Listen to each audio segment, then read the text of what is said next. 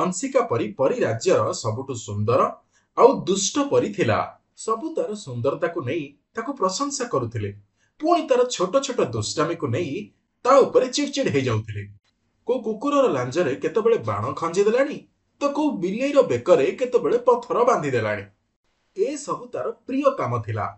केते सुंदर प्रजापति, मु याक पंख को छिंडेई की मो कांथरे लगेइबी, केते बढ़िया लागिबो।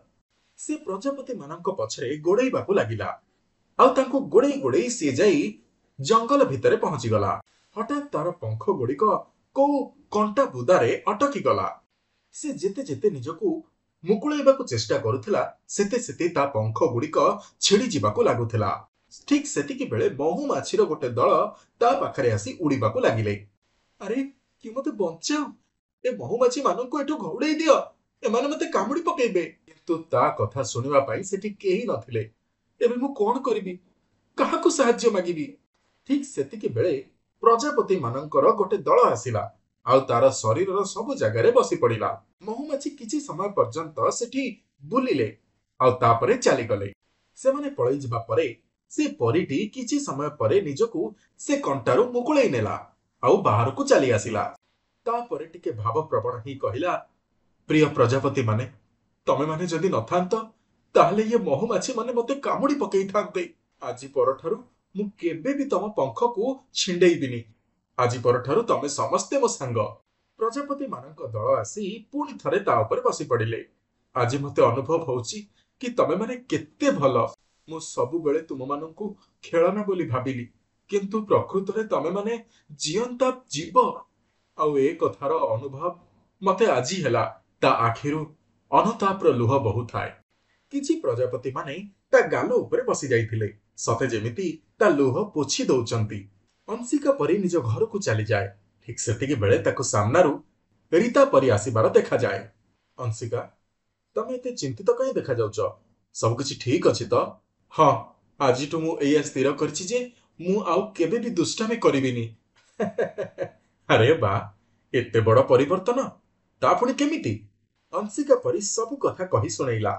जदि तमे सतरे पश्चाताप करबाकू चाहुथाओ ताहले तमकू से सबु जीव मानकर सेवा करबाकू पड़िबो जो मानकू आज पर्यंत तमे हैरान करिच।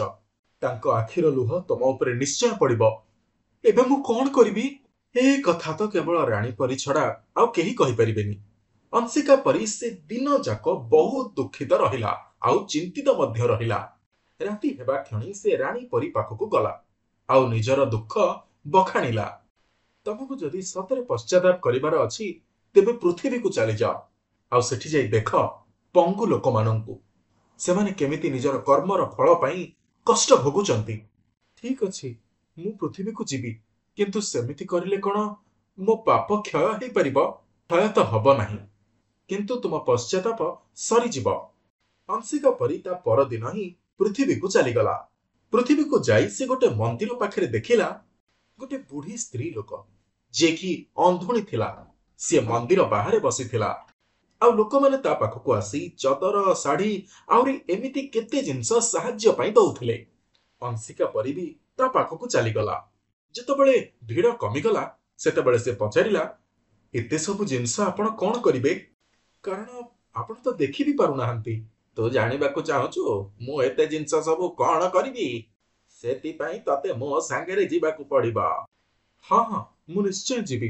राति हेबा क्षणी से सबु जिनिस को गोटे ट्रक रे लदी दिया गला और सबु स्त्री लोक माननकू से ट्रक रे बसई दिया गला।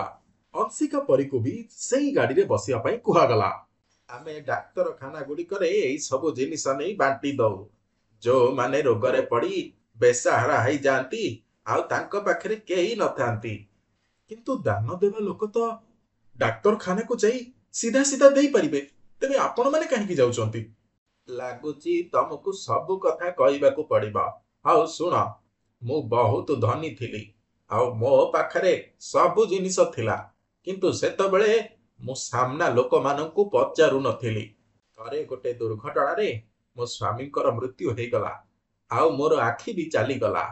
भगवान मते सबु जिनिसरु वंचित करिदेले आउ भिक मागिबाकू छाड़ी गले। जहा किछि भी मिलुथिला ताकू राति रे आसी किए ना किए नहीं जाउथला। ତାପରେ ମୁଁ ସେ ସହରରୁ ଏଠିକି ବହୁତ ଦୂର ପଳେଇ ଆସିଲି ଆଉ ଏ ମନ୍ଦିରରେ ଆସି ବସିଗଲି। ଲୋକମାନେ ଜିନିଷ ଆସି ଦେଇ ଯାଆନ୍ତି, କିନ୍ତୁ ଏସବୁ ମୋର କୋଉ କାମରେ ଆସିବ? ସେଥିପାଇଁ ମୁଁ ଏସବୁ ଦେଇଦିଏ। ଆପଣ ନିଜର ଅପରେସନ ବି ତ କରେଇ ପାରିଥାନ୍ତେ ନା? ମୁଁ ଇଚ୍ଛା କଲିନି। ଯାହା ପାଇଁ ବଞ୍ଚିଥାନ୍ତି ସେମାନେ ତ ସବୁ କେହି ରହିଲେନି। ଆଖି ବନ୍ଦ କରି ଈଶ୍ୱରଙ୍କ ଭଜନରେ ହିଁ ଲୀନ ହେଇ ରହୁଛି। ଏସବୁ ବନ୍ଦୋବସ୍ତ ମନ୍ଦିରର ପୂଜାରୀ କରିଦିଅନ୍ତି ଆଉ ମୁଁ ତାଙ୍କରି ଘରେ ହିଁ ଗୋଟେ କଣରେ ପଡ଼ି ରୁହେ। ଓହୋ, ଯଦି ମୁଁ ଆପଣଙ୍କର ଆଖି ଠିକ କରିଦେବି ତାହେଲେ?